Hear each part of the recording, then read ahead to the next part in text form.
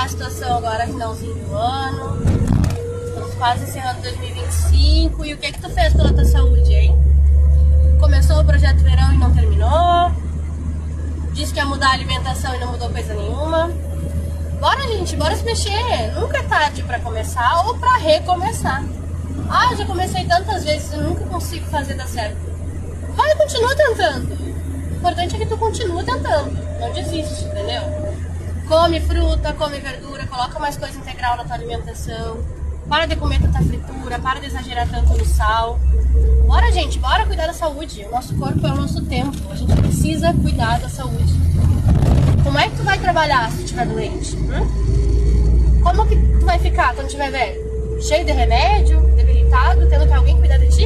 Então cuida da tua saúde agora. Começa hoje. Bebe água, vai.